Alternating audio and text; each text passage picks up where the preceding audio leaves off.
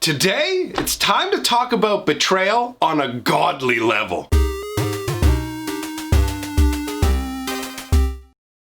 Greetings, owners of fine luxury cardboard rectangles. We are here today to take a look at a brand new card from the upcoming Theros Beyond Death set.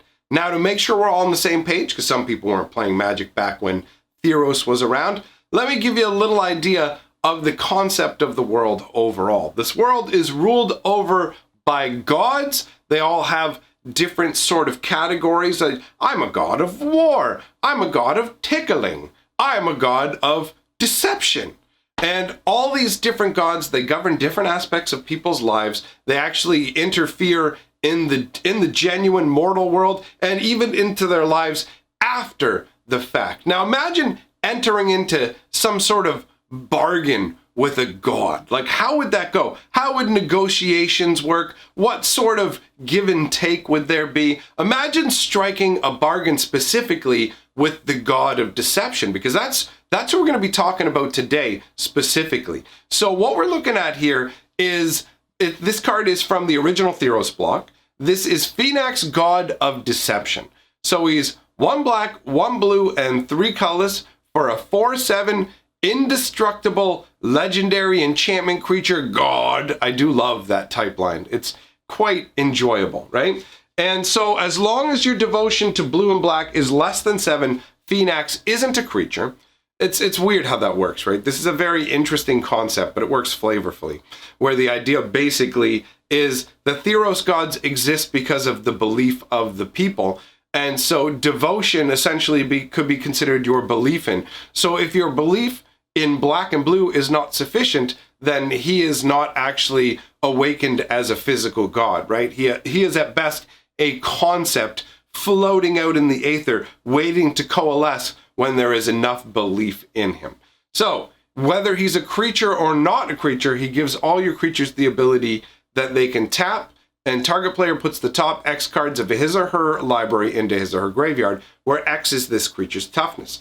Now, overall, the concept behind the God of Deception is this is the god that criminals and liars, and even in some cases certain diplomats would worship. Anyone who's looking to deceive, to subvert the rules, Phenax is very much against the rules, at least in some ways. Phenax is actually related to the Returned as well. If you guys aren't, if you're not familiar with the Returned, they are Theros' undead, the zombies. Basically what happens is you go to the underworld and you live in basically like an existence where you're just kind of stuck in the underworld based on the conditions of your existence. So there are parts of the underworld that are filled with just languishing, idle people who didn't really do much in life, and so they just kind of lay around doing nothing. That's actually another card that is coming up from the set that might be interesting to talk about in another video, really, now that I think about it. But either way, the breakdown of both the staying undead and the leaving undead fall into multiple categories. So you have the creatures that all the people who end up in the underworld end up in different variations depending on how they lived their life. But some of them seek to escape. And to do so, they have clay masks that were put over their faces that help them retain a sense of who they are for a certain amount of time. After a while, who they are will start to fade, like over a significant amount of time. But if you remove the mask, the clay mask, then you can leave the underworld and you get refashioned a gold mask to cover your face, but you lose your memories and lose your sense of self. But the connection to these undead is really just that they followed Phenax's path. Phenax is the reason that they are able to depart from the underworld. I wonder if it would be worth it to do a video talking about all the different variations of the undead that stay in the underworld and the variations of the Returned as the gold masked individuals are. Interestingly enough, the underworld has a ton of gold in it, and so gold is not very valuable at all. However, the clay masks that they wear, that they shatter when they're leaving, those are actually, chunks of those are used as currency because they have actual symbolic meaning and thus value to the society that is swapping them. So that's an interesting little side note. I mean, it doesn't technically tie into what we're talking about today, because what we're talking about today is specifically Phenax and what it would be like to strike a bargain with him, because they've made a magic card that represents the concept of, I mean, a bargain, or perhaps maybe an unexpected blessing from Phenax. Although, I don't know, the way that the artwork, I mean, we're going to look at the card here. Let's not get ahead of myself. So this is Treacherous Blessing we're talking about here. It's 1 black and 2 colorless for an enchantment. When Treacherous Blessing enters the battlefield, draw 3 cards. Whenever you cast a spell, you lose 1 life. When Treacherous Blessing becomes the target of a spell or ability, sacrifice it. And the flavor text says, Phenax is generous with gifts and unforgiving of debts. So overall, when we look at the card mechanically for what it is, this is essentially a very interesting variation on your black card draw. Like different colors have different types of card draw. Blue, for example, has just essentially pure card draw, where you can draw cards and sometimes get a bonus like scrying, but there's no downside to it, right? When it comes to like other colors, like green will pretty much specifically require you to be doing something with creatures to draw a card, either playing them or like attacking with them. Those sort of things are essentially required from green. Red uses the whole draw and discard thing, where you get draw, but it's at a cost in terms of cards. White is like weird when it comes to card draw. Let's just forget that one. Let's not get too sidetracked with this. The point is that black's card drawing is tied to essentially some sort of sacrifice, be it either creatures that you have or your own life energy. Either way, what black wants in return for card draw is essentially life essence. So it can come from one of your underlings or yourself. That's why a lot of black magic also will deal damage and gain you life. It's like essence transfer, that sort of concept, which makes perfect sense. So most of the black card draw just straight up says, draw a certain number of cards, take a certain amount of damage, or lose a certain amount of life. You know what I mean? It's like, here you go, you get 2 cards, but you pay 2 life. Here, you get 3 cards, but you pay 3 life. That sort of a thing. Now, the Treacherous Blessing, theoretically, can net you 3 cards for no life with some planning.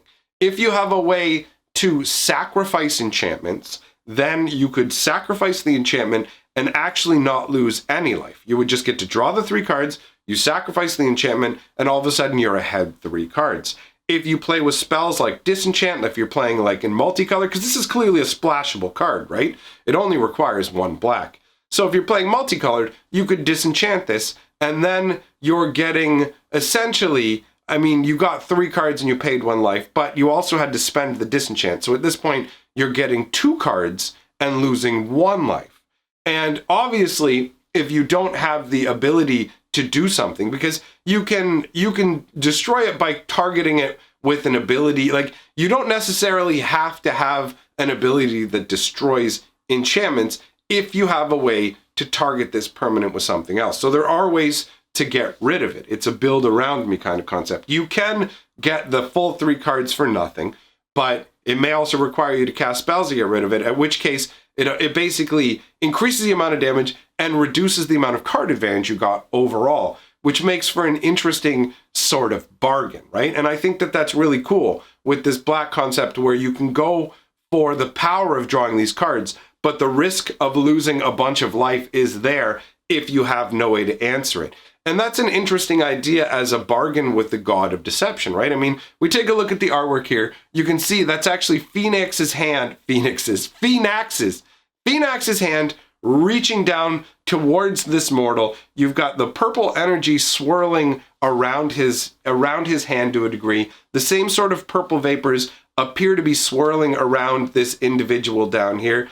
Now, bear in mind, this image that we're looking at of the card, it was just like a phone camera picture. We don't have the full high resolution artwork from Wizards yet, unfortunately, because these are like pre-spoiler season spoilers. So we got them earlier, but the downside is we have like a lower quality image. So overall, to me, it looks like this Phenax's Blessing is being enacted by this purple energy coalescing around this individual, and their eyes appear to be just pure white at this point, with black, like, Kiss, I want to rock and roll all night kind of makeup coming up, kind of that kind of a look. Obviously, that's not what it is, but that's the kind of vibe that it gives me. That's sort of like, I'm a goth, Mom. You just don't understand me. It's not a phase. It's not a phase, Mom. That kind of eye setup. But either way, that would be pretty intense, right? You've got the hand of the god of deception coming down upon you. And at this point, it's like, I'm having a blessing bestowed upon me. Your eyes just go milky white. This sort of black essence just etches its way into your face. And at the exact same moment, your mind is flooded with this knowledge that you gain as a result of phenax's blessing. And why is he even doing this? He's the god of deception, right? So what is his end goal? He's never really going to be direct. Are you just some random pawn in his plans and it doesn't matter what happens to you? Is he doing this for his own amusement? And also the idea that you can actually get out of this sort of bargain, because I mean, this feels to me like somebody, some criminal or some other individual who wishes to subvert the rules has beseeched phenax for a blessing, right? It's got that kind of supplication. That's the way it feels to me, with the angle of the hand coming down and the way this individual has kind of got their hands raised in like a reverent fashion to a degree, or if not reverent, beseeching, like, come on, give me some, hook me up. That sort of a look, that's the vibe it gives to me. This is like someone who's asked for phenax's blessing, and what do you get in the bargain? Well, phenax is going to go ahead and imbue you with this like magical energy. Here you go. Here's this knowledge. But is the life loss him draining your essence? So every time you use magical energy, he actually uses that as a link to draw some of your life out of you, and that's the deal. And like he uses that. I don't know exactly if that's supposed to be the concept, but it feels awesome as a concept. And the idea, like it does say unforgiving of debts, right? So it seems to me like when you look at the flavor text, it says phenax is generous with gifts and unforgiving of debts. So the generous with gifts would clearly be the drawing 3 cards when this blessing appears, right? And the unforgiving of debts would be like, you owe me, I am draining your life essence. Every time, look, if you've got all this energy, you could be out mowing the lawn kind of mentality. You got all the energy to cast spells, then I'm going to be taking some of that life essence of yours, son. That sort of a setup. So you've made this essentially what is a bargain with the god here, where you will gain knowledge, but at the cost of life essence if you don't figure out a way to get around it. And you can picture different people in these kind of scenarios where some people just aren't smart enough to get around this blessing, and so they end up losing a bunch of their life force. And you could see other people being very clever and enacting the measures that it took to completely just gain a benefit and go, I don't owe you anything. I've erased this. There is no debt, nothing to claim. You cannot take my life force. Overall, I think this is cool as a concept. Just the whole, like, it's just not straight up a boon from a god where they just go, yes, I will give you something. You will be more powerful. This is at a price. And that makes perfect sense with the fact that it's a black card draw card, because that's how black should work. Black is power at any cost, right? So that is flavorfully on point. Overall, the card is very cool. I like the concept of the Treacherous Blessing. As long as you understand who Phenax is and what's going on here, the artwork makes perfect sense, right? I mean, it would even, I suppose, even without knowing the story behind Phenax, Phoenix. I keep saying Phoenix. Even without knowing the story behind Phenax, you can see how this would be a more powerful being bestowing something on a lesser being. You can see that. And I mean, it being rare makes sense just because of the potential of getting to draw 3 for 3 in a black deck, especially when you can splash in other colors, feels like this is going to be a decent card. I don't think it's going to be one of the most broken cards, but it definitely feels like a decent card. Overall, the flavor is 100% on point, though. Definitely big thumbs up for that. So let me know what you guys think about all the goodness with the Treacherous Blessing. That's I can't speak. So I guess at this point, I'll just say thanks for coming by, everybody. Appreciate having you here. I'm going to put up some links in this area here of some videos for this channel and my other channels. So if you want to spend some more time hanging out, I am down. I'm down for that. I want to thank all my patrons and channel members. Big shout out to Nathan for upping his Patreon pledge. Definitely appreciate that. That stuff gives me some stability with what I'm doing, makes it easier to do my planning. So thanks for that. And to everyone, I say, remember, together we are the 6th color of magic.